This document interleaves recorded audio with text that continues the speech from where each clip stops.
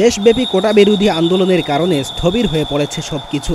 দেশের চলমান সংকটে সাধারণ মানুষের জীবনের নিরাপত্তা নিশ্চিত করতে গত শুক্রবার মধ্যরাত থেকে সারা দেশে জারি করা হয়েছে কারফিউ। ফলে সীমিত হয়ে এসেছে সাধারণ মানুষের চলাচল। কারফিউ জারি করার পর থেকে রাস্তাঘাটে কমেছে যান চলাচল, আর এমন পরিস্থিতিতে ফাঁকা রাস্তাগুলো হয়ে উঠেছে অস্থায়ী খেলার মাঠ। রাজধানীর বিভিন্ন এলাকা ঘুরে দেখা গেছে প্রায় প্রতিটি রাস্তায় ক্রিকেট খেলায় মেতেছেন তরুণেরা। রাজধানীর কুলিল এলাকা ঘুরে দেখা গেছে কারফিউর কারণে রাস্তাঘাট প্রায় ফাঁকা হয়ে আছে। বিভিন্ন জায়গায় চলছে সেনা টহল এবং তল্লাশি, আর এমন পরিস্থিতিতে ফাঁকা রাস্তায় তরুণেরা ক্রিকেট খেলায় মেতে উঠেছেন। দেশব্যাপী মোবাইল ইন্টারনেট এবং ব্রডব্যান্ড ইন্টারনেট সংযোগ বিচ্ছিন্ন হয়ে যাওয়ার ফলে খেলাধুলাই এখন একমাত্র ভরসা।